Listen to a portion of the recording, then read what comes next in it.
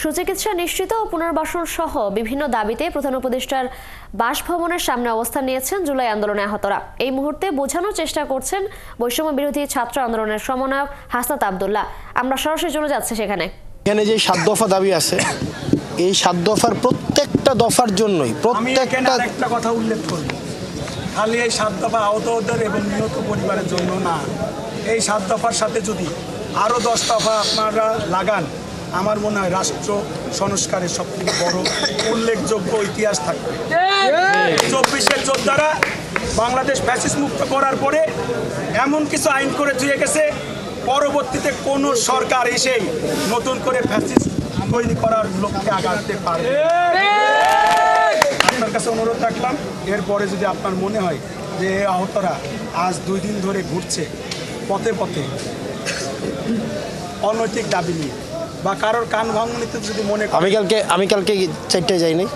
আপনি কালকে 4টায় আমি নিজে গেছি। হ্যাঁ, গিয়ে আমি আপনাকে যখন আসতে বললাম, আমি তো গেছি পরে আমদাদের সাথে, হ্যাঁ, মাহিনের সাথে। ওই সময় আমাদের একটা গাড়ি অ্যাক্সিডেন্ট, আমি তো দেখছি গাড়ি অ্যাক্সিডেন্ট হয়েছে, আপনি আসতে পারেন নাই। হ্যাঁ, আমার কথা বলছেন ভাই শোনেন, এই যে 7 দফার আমি ভাই বলছেন না, আমি বলি এই 7 দফার দুলাল ভাই, এই 7 দফার আপনার কাছে মনে হয় কোন দফাটার জন্য আমরা কথা বলি না?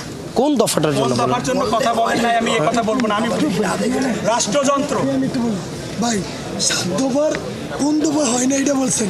7 দফার কোন দফা হয় নাই বললাম না, কথা বলে নাই ভাই।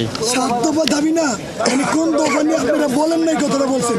এই 7 দফা দাবির ভিত্তিতে কোন 1 দফা দাবি বাস্তবায়ন হয়েছে এই 5 মাসে? আপনারা সেটা বলেন, এটাই বলেন ভাই।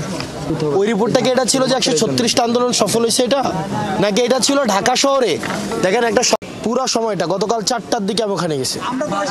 শোনেন, আমি শেষ করি। আপনারা ওখানে একটা গাড়ি নাকি যেন একটা এক্স আর্মি পার্সনকে আপনারা কি করছেন ভাই রাতে? হ্যাঁ, রাতের 3:36-এর দিকে, রাতের 3:36-এর দিকে, রাতের 3:36-এ আপনারা তখন এই যে এনবিআর বিল্ডিংটা ক্রস করার পরে রাস্তার এই পাশে আমি মাহিন এবং ফারদিন কই? ফারদিন মনে ওই পাশে আছে। আমি মাহিন ফারদিন আমরা 3জন গেছিলাম। গিয়ে পরে হিলুল ভাইকে ফোন দিলাম, আমদাদকে ফোন দিলাম। 2জনের সাথে কথা হয়েছে, বললো যে ভাই আমাদের এই যে দফা দাবি আমরা আন্দোলন করতেই থাকবে। তো ভাই এখানে তো সরকারের একটাই বিষয় আছে।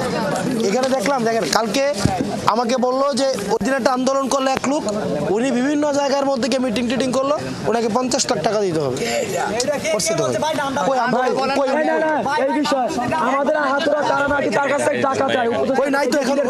ছিল 7 দফার একটা দফাও দাবি বাদ নাই যেটার সাথে আমি একমত না বা এটার জন্য আমি আন্দোলনে নাই। এটা বুঝে না ভাই, বিষয়টা এটা না। বলা হয়েছে ওই যে ভাই এখানে বুঝছেন বিষয়টা, এই যে ভাইয়ের নাম কি? হ্যাঁ, মাহমুদ ভাই, ওই রিপোর্টটাকে এটা ছিল যে 136টা আন্দোলন সফল হয়েছে, এটা নাকি এটা ছিল ঢাকা শহরে? দেখেন, একটা